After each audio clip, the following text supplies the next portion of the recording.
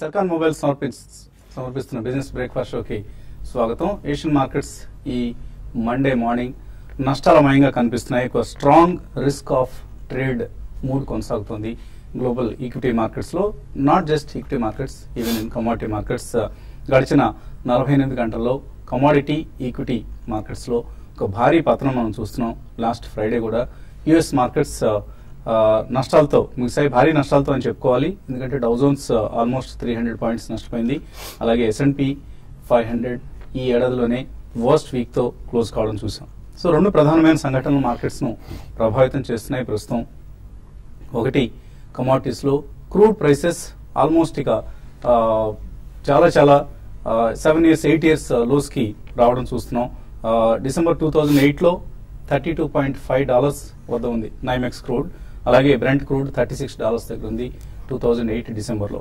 ఇప్పుడు అదే పరిస్థితికి వచ్చేసే ఆల్మోస్ట్ నైమెక్స్ ప్రస్తుతం $35.34 దగ్గర, బ్రెంట్ క్రూడ్ $37.64. అంటే ఇంకొక $1 తగ్గితే, $1.50 తగ్గితే బ్రెంట్ క్రూడ్ డిసెంబర్ 2008 లెవెల్స్ కి వచ్చేస్తుంది. ఇక 2004 లెవెల్స్ కనుక వెళ్తే మళ్ళీ మనం $20 బ్రెంట్ క్రూడ్ ప్రైసెస్ చూసే అవకాశం కనిపిస్తుంది. అక్కడ వరకు వెళ్తాయా లేదా ఇవన్నీ కూడా రాబోయే రోజుల్లో మనకు తేలబోతున్న అంశాలు.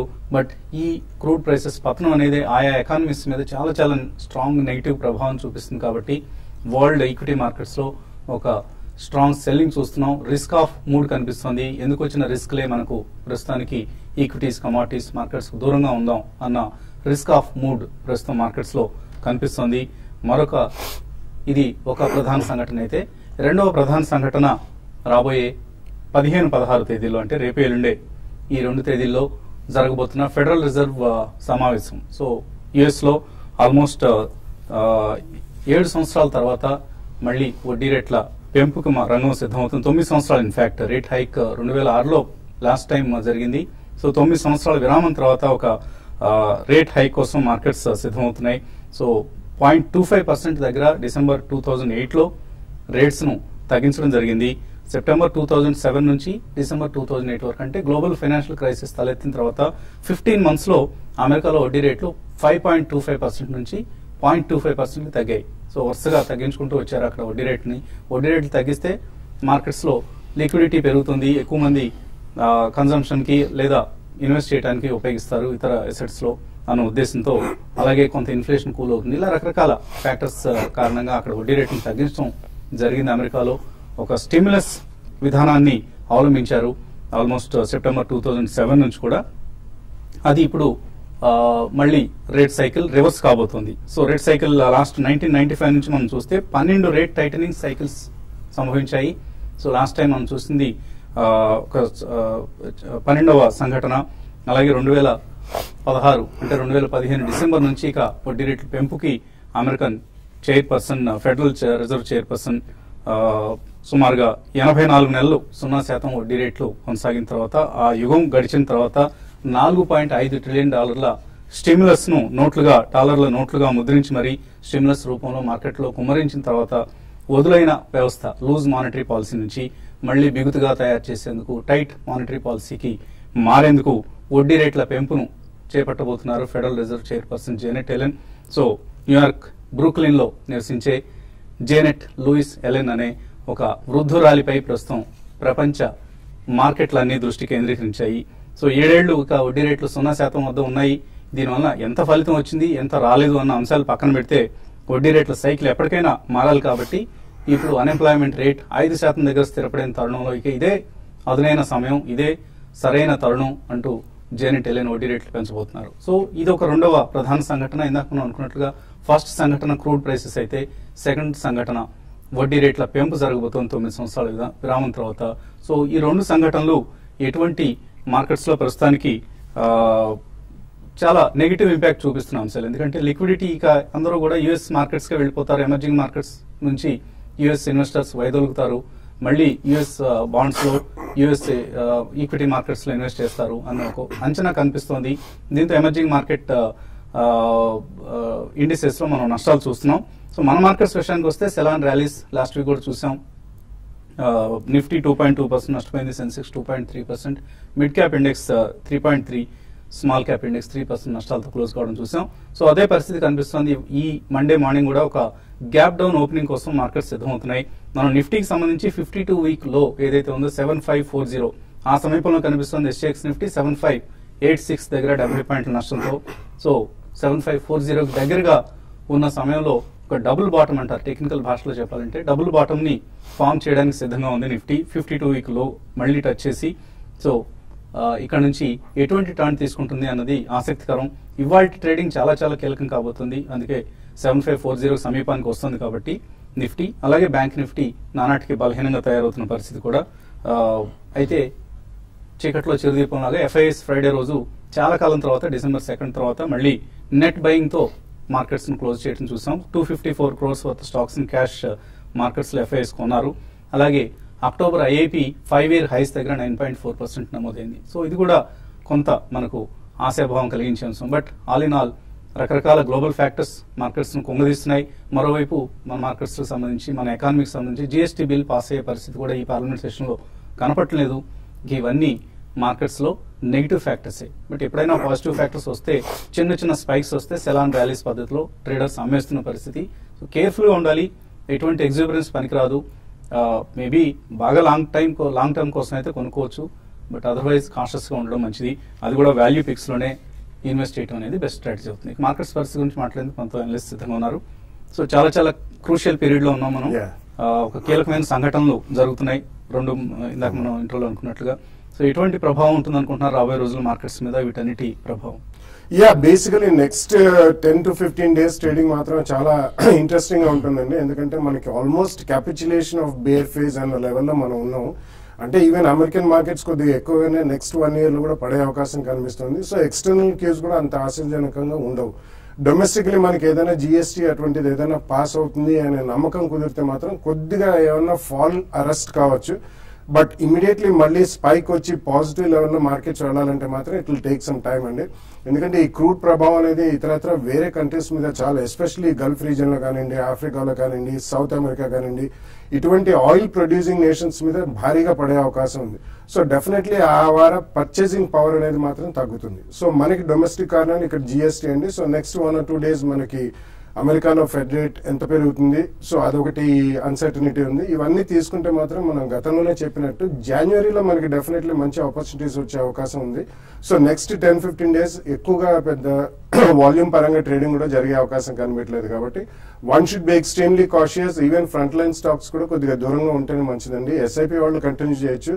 బట్ ఎవరైనా బల్క్ మనీతో కమిట్ చేసి స్టాక్స్ కొనాలనుకుంటే మాత్రం జనవరి నుంచి ఫ్రెష్ గా we should take relook at the market. ఈ లోపల కొద్దిగా ఈ అనిశ్చిత అనేది ఎక్స్టర్నల్లీ అండ్ డొమెస్టికలీ ఎక్కడైనా కొలిక్ వచ్చి స్టాప్ అయితే మాత్రం I think we are almost at the bottom and capitulation of the bear market in the next 10 to 15 days అని చెప్పొచ్చు. సో టెక్నికల్ గా నిఫ్టీ డబుల్ బాటమ్ ను టచ్ చేసే అవకాశం కనిపిస్తుంది. సో అసలు ఏంటి డబుల్ బాటమ్ ఇంపార్టెన్స్ ఏంటి? డబుల్ బాటమ్స్ టైంలో నార్మల్ గా ఇండిసెస్ ఎలా బిహేవ్ చేస్తాయి? బేసికలీ మనం లాస్ట్ 2 weeks గా చూస్తే కనుక మార్కెట్ ఒక కన్సాలిడేషన్ తర్వాత లాస్ట్ 5 days లోనే మార్కెట్ బాగా పర్ఫార్మ్ చేసామండి. సో జనరలీ డబుల్ బాటమ్ అంటే బేసికలీ దాని డిమాండ్ జోన్ గా పరిగణిస్తాం టెక్నికలీ. సో అక్కడ డెఫినెట్ గా కొద్దిగా బయింగ్ వస్తుంది మనకి. బేసికలీ షార్ట్ టర్మ్ ప్లేయర్స్ ఎవరైతే ఉంటారో, స్వింగ్ ట్రేడర్స్ ఎవరైతే ఉంటారో వాళ్ళు అక్యుమిలేషన్ మొదలెడతారు. సో జనరలీ 75-39 ఏదైతే సెప్టెంబర్ లో ఉందో అక్కడ ఒక డిమాండ్ జోన్ గా మనం అంటాం. సో డెఫినెట్ గా అక్కడ ఒక బై పాయింట్ గా మనం చెప్పుకోవచ్చు షార్ట్ టర్మ్ ట్రేడర్స్ కి. బట్ స్ట్రిక్ట్లీ 7480, 7460 మధ్యలో స్టాప్ లాస్ పెట్టుకోవాలి ఎవరన్నా లాంగ్ పొజిషన్స్ తీసుకుంటే.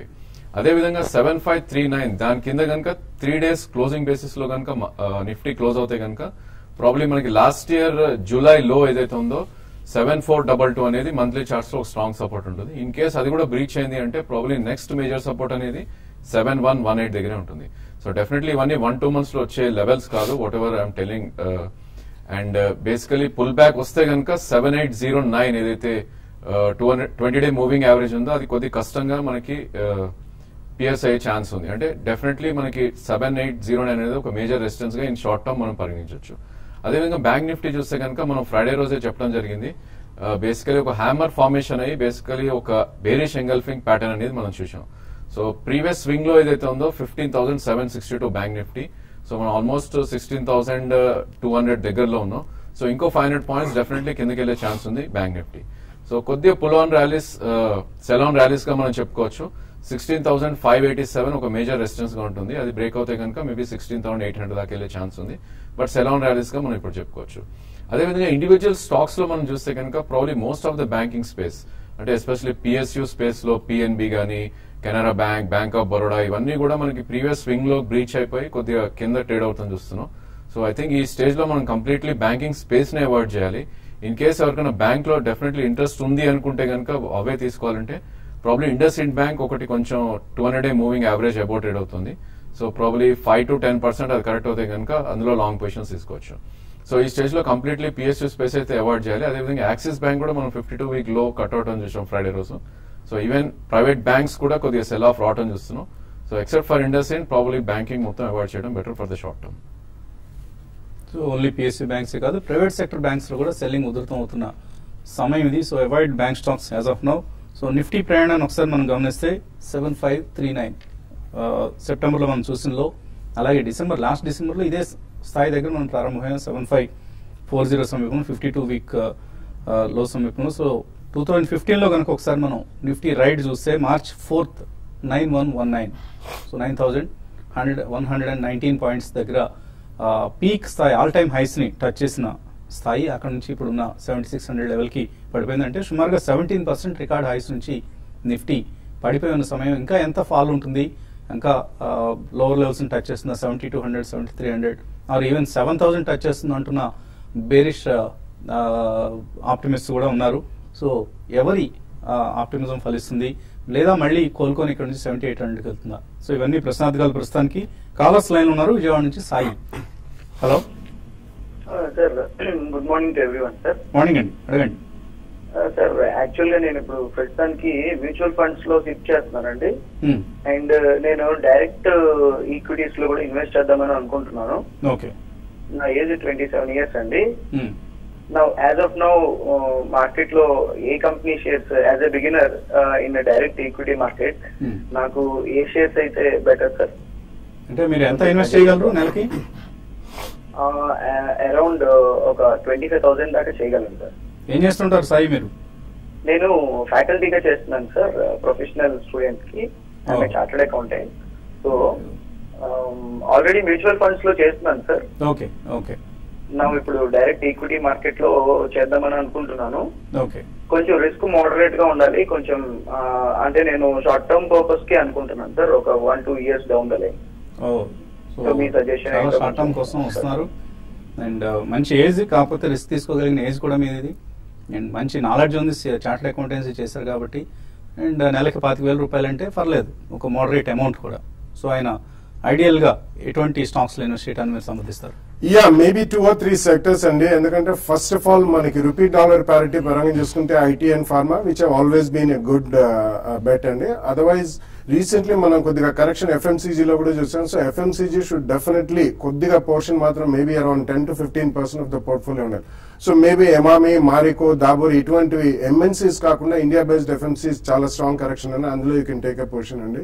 ఈవెన్ మనకి ఇన్ఫోసిస్ లో మొన్న సికా గారు మంచి స్టేట్మెంట్ ఇవ్వడం జరిగింది. So probably Infosys, Zensar technologies ఇటువంటివి definitely in the second rank IT stocks లో కూడా మీరు NIT technologies, Zensar and front line లో Infosys and probably Sun Pharma and doctor Reddy కూడా బాగానే కరెక్ట్ అయినాయి. Probably there can be 10% correction more.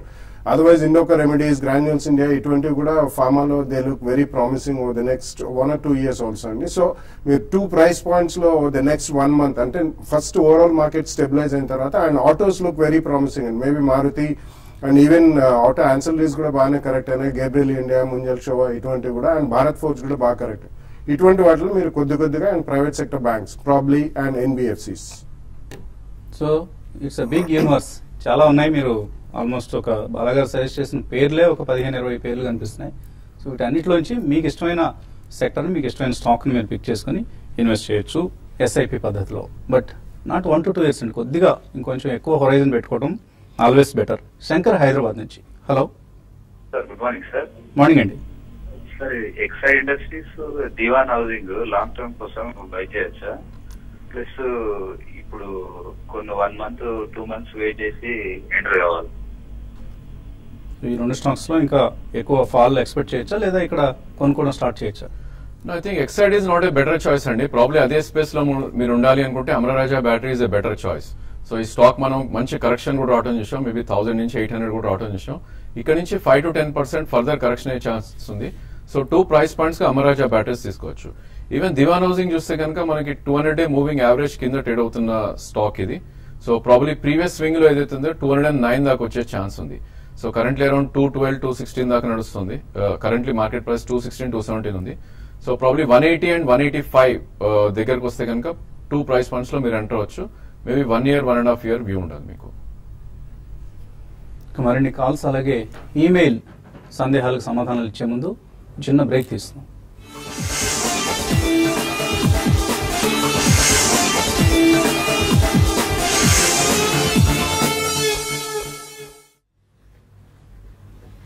Celkon mobile సమర్పిస్తున్న business breakfast షోకి తిరిగి స్వాగతం. SGX నిఫ్టీ 7586 దగ్గర 69 పాయింట్ల నష్టంతో ట్రేడ్ అవుతుంది. సో ఒక గ్యాప్ డౌన్ ఓపెనింగ్ కోసం, వీక్ ఓపెనింగ్ కోసం మార్కెట్స్ సిద్ధమవుతున్నాయి ఇవాళ. ఛత్తీస్గఢ్ నుంచి Narasimha Reddy, hello.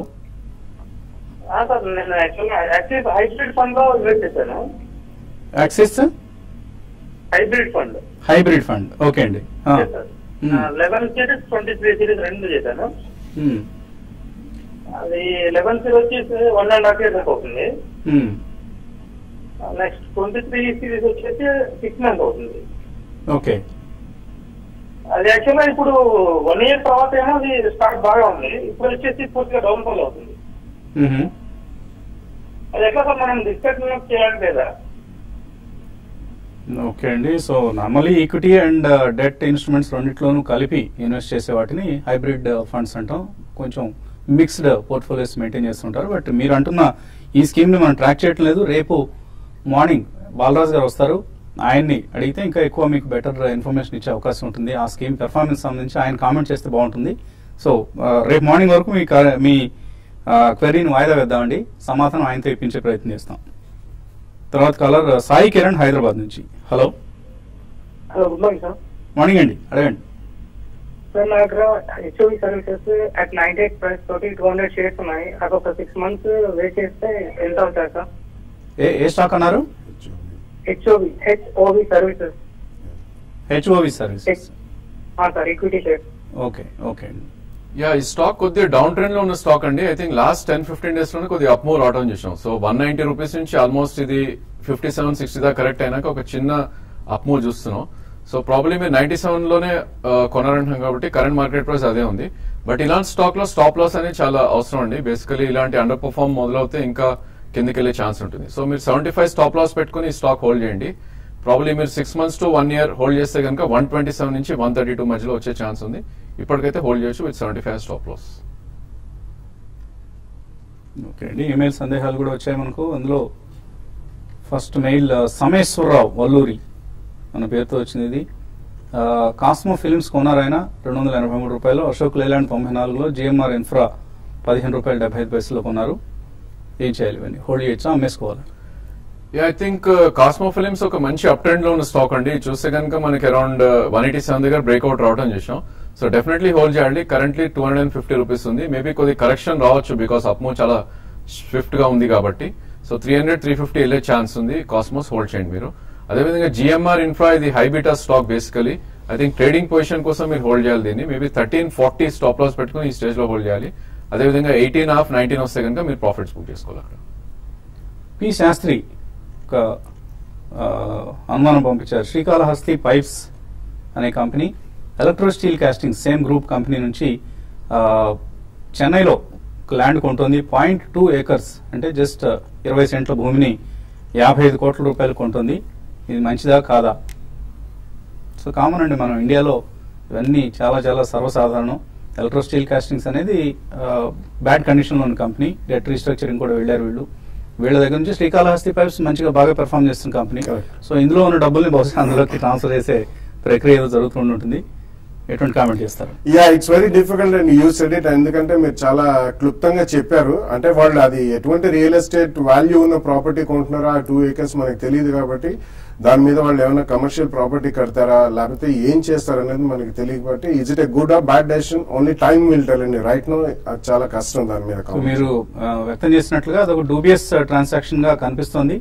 Let us see ఒకసారి మేము కూడా దీనికి సంబంధించి కొద్దిగా సమాచారం సేకరించే ప్రయత్నం చేస్తాం. ఉమాబాబు సాయి అన్న పేరుతో వచ్చింది. ఇది 5 లక్షల రూపాయలు లాంగ్ టర్మ్ కోసం ఇన్వెస్ట్ చేద్దాం అనుకుంటున్నారు.